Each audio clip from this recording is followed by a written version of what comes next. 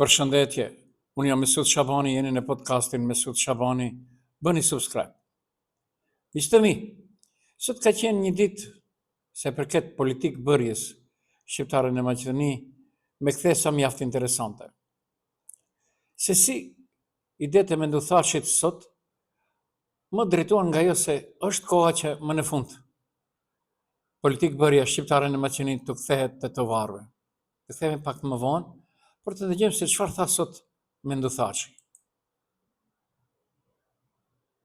Kjo piskan, kjo dhëllë për në qytën Ali Ahmeti që i digjet mishti tashme me çdo kusht prostituohet që të shkoj për qeverisë duhet të kritet urgjentisht, ai duhet të tashi të largohet për skenës politike. Unë ati i them sot vetëm një të vërtet madhe kapitale historike. Pse ai nuk bën luftë? Pse ai sot nuk bën kryengritje të armatosur masi gjendja që ka shështi dhe ka qëran, me i keqe se 2001. A i ka përgjigjen, po se jetë, po ja japun. Së në bëndë se tash se ka udhën me veti. 2001 e kishte udhën me veti. Për të të mdu organizimi politikë shqiptarë, për të të mdu për dëshëm. Shtu që mendoj se është momenti i fundit që a i të largohet, dhe metastazet e ti të largohet, dhe rikthimi për dëshës tjetë një rikthimi opozitarizmit etnik të vërtet shqiptarëve. Po pra, kjo ishte sot me datë 24 janar vitit 2026, në ditën e përjetorit të lindjes së Arber Xhaferit, pra në varrezat e qytetit, në Tetov.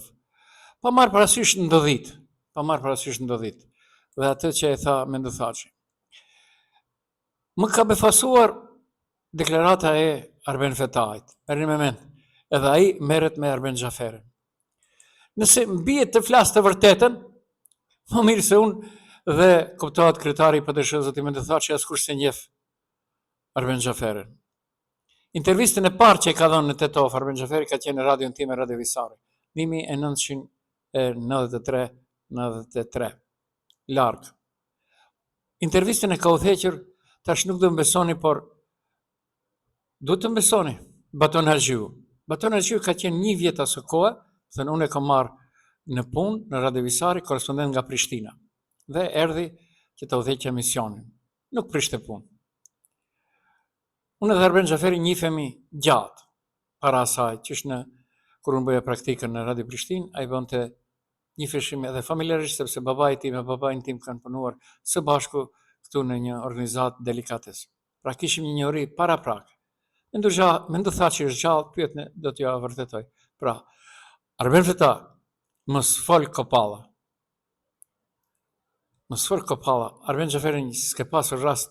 Kjo është herë e parë që kam dashur edhe një herë tjetër të të përgjigjem, por nuk kanë mund t'i ofrohen askush nga këta që janë tash në skenën politikë bërëse e ku më ti. Okej. Por emri ti, puna ti, mbeti e shënuar në histori. Atëherë t'i kthehemi diçka tjetër. Tetova është kohë e fundit që Tetova të rikthehet në skenën politike me udhëheqësit e saj, tetovar. Sepse, a ka më vetvrasje se sa kjo? 22 vjet BDI në pushtet, 2 vite e gjysëm vlen, njëjtën gjë. Kur kryetarja e gjykatës së Kërçovës, zonja Fluturia Dervishi, respekte, flet se mungojnë edhe punëtorë administrativ në këtë gjykatë, janë të paraparë vende për 138 të punësuar, por janë vetëm 49.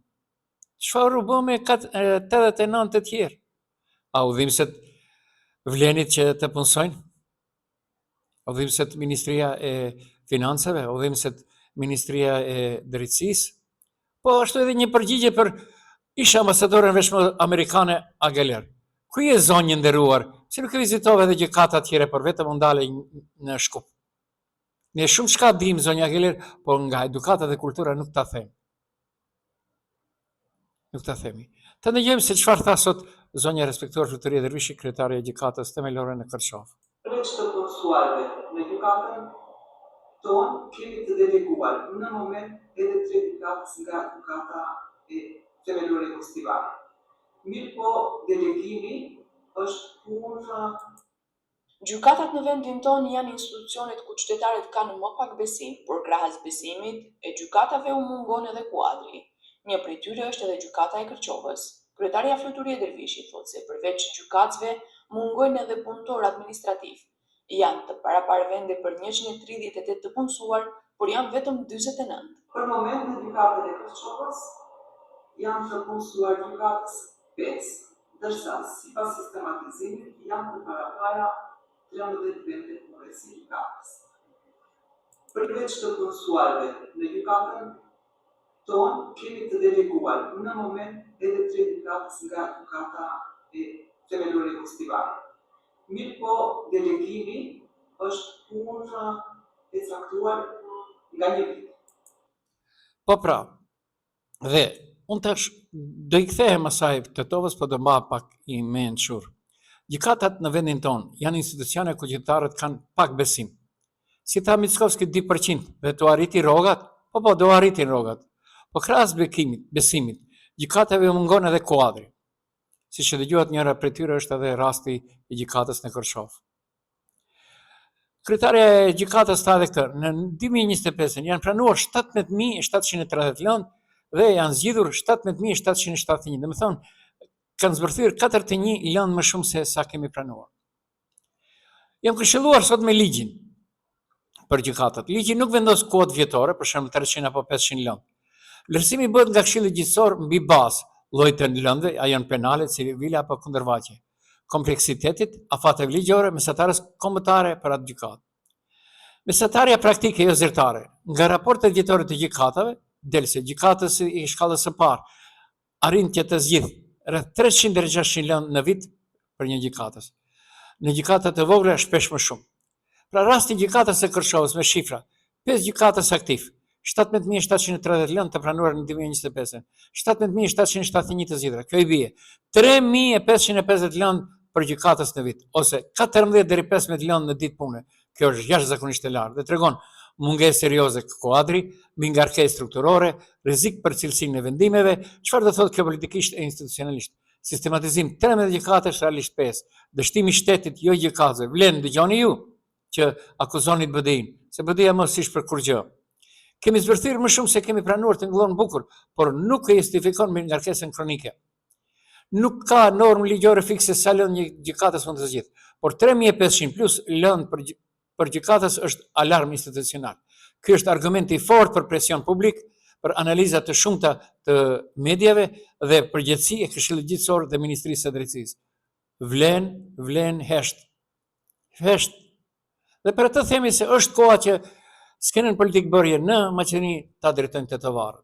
Unë kam thënë dhe për përsëris, Arben Xhaferi në një intervistë për televizionin shtetëror shqiptar vitin 1994 më pa thënë, nga Tetova dhe bëhet Shkupi, dhe bëhet Gustivari, dhe bëhet Ohri, Struga, Kërçova, kështu qytetet e gjithë. Nga Shkupi pak si problem. Nuk e kanë tradit. Tetova për çdo cikël zgjedhor jep pushtetit vjetra mira vota dhe nga ku dalin 15 deri në 18 deputet, ku kuptohet me gjithë komunat rurale. Nëse në 15 vitet e fundit si këmbim merr përbuzje njëherë nga Artan Grupi, tash nga Izet Mexhiti dhe nga Bashki Masone. Përjashtim dhe heshtje. Qyteti shtrydhet si limon elektoral dhe hidhet tutje sa po mbyllen kutit.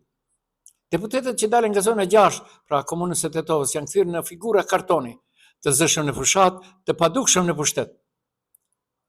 Dhe mendoni se Vlen ka zgjidhje, jo nuk ka zgjidhje.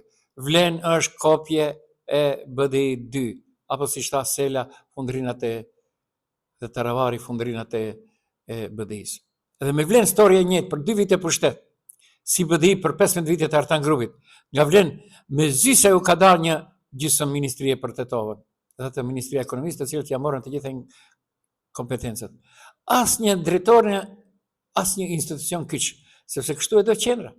Heshja nuk është frikë, është marrëveshje, dhe kjo nuk quhet më dështim politik, por tradhti e hapur ndaj qytetarëve që vazhdojnë të votojnë për të njëruar. Tetova nuk është e dobët, është e përdorur. Dhe sa më gjatë të pranohet kjo poshtrim, aq më gjatë do të vazhdojë plaçkitja politike e saj. Kjo nuk është dështim matematikor, por tradhti politike. Deputetët nëmrohen në kuvend, por mungojnë kur duhet ta mbrojnë Tetovën.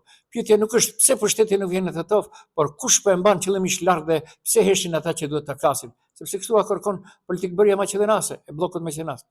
Pra edhe njerë, Tetova prej vitesh shitet si fortesë politike, por trajtohet si koloni pa të drejta. Me 15 deri në 18 deputet shqiptar, në çdo mandat qyteti mbetet i zhveshur nga çdo pushtet real, pa ministra, pa drejtues institucionet, pa ndikim. Kjo nuk është padrejtësi, është skem. Partia e përdor Tetovën si bankomat votash, deputetët si mburoj heshtje, ndërsa pushtetin e shpërndan diku tjetër. Kush hesh nuk është i pafaqishëm, por është i kapur. Kush justifikon është pjesë e grabitjes. Tetova nuk po ndeshkohet sepse është e dobët, por sepse ka pranuar të mashtrohet vazhdimisht. Dhe sa kohë ky mashtrim quhet politikë normale, qyteti do vazhdojë të votojë kundër vetes në çdo cikël zgjedhor. Qyteti mbetet zero në emrime, zero në institucione, zero në ndikim shtetëror. Kjo nuk është neglizhencë, është strategji shtetërore dhe e UD-s. Partia merr mandatin, mbyll gojë dhe i kthen deputetët në dekor kuvendit. Tetova paguan çmimin e bindjes së verbër. Sa më shumë voton, aq më pak merr. Heshja e deputetëve për Tetovën nuk është pafajësi, është bashkëfajësi. Vlen dëgjuat, një ditë më përpara Kosovë, unë kam jetuar në Prishtinë, thoshin, hajde pi shtëpie. Dhe derisa kjo të mos quhet publikisht tradhti politike, Tetova të vazhdoi të prodhoj pushtet për të tjerët dhe varfëri institucionale për vete. Tetova merret si e pasur, e mirëqen. Votat e sigurta nuk shpërlet, logjika cinike, edhe pa poste ata prap do të na votojnë. Dhe kuptohet koalicion me partnerin Maqedonas që vërtet është rënqese. Vërtet. Edhe ashtu Tetova po mbetet me nxënës dhe shkolla e klasë të zvrasta. Vetëm për 6 muaj, 100 nxënës më pak kanë shkollat në Tetovë. Shumë nxënës kanë marrë fleshpërngulje në shkollat për të larguar me familjet jashtë shtetit. Dhe çfarë mendoni? Pse?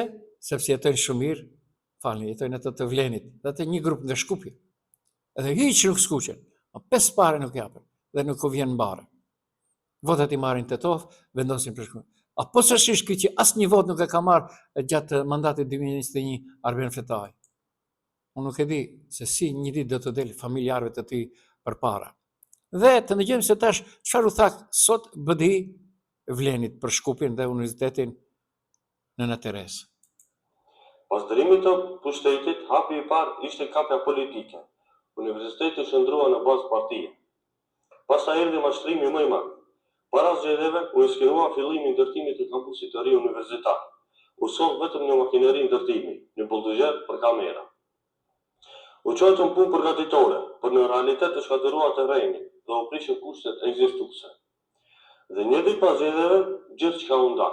Sot nuk ka lejë ndërtimi nga Ministria e Transportit, projekt të miratuar, kontratë reale ndërtimi, afat kohor, as transparencë financiare. Ka vetëm një gjë, një manipulim të qëllimshëm për opinionin publik. Rezultati është i rëndë, është dëmtuar toka, ja përkeqësuar kushtet e punës në universitet dhe nuk ka asnjë perspektivë zhvillimi. Rrëfimi nuk përfundon me kaq, tani po ndodh më e rrezikshme. Në vend që të investojë në Universitetin në Tereza, qeveria po ushtron presion për mbylljen e programeve kryesore dhe po kërcënon me bashkimin e këtij universiteti me universitete tjera në vend. Pra, dëgjuat, kjo është një realitet, do nuk do BDI-ja tash, si duket po i kthehet realitetit në tokë, ishin në ajër. Fajti ka edhe Ali Ahmeti, i cili për së tepërmi u besonte disa njerëzve, për së tepërmi. Posaçërisht me Tetovën, ai nuk u mor as pak. Nuk u mor as pak. Pra edhe njerë, unë jam Mesut Shabani, ishit në podcastin Mesut Shabani. Është koha pra që Tetovën ta vëmë në ligë të parë, në vend të parë. Dhe atëherë do të shihni se si funksionon qeveria Mickovski apo kush do të jetë nga pala tjetër. Bëni subscribe në podcastin Mesut Shabani.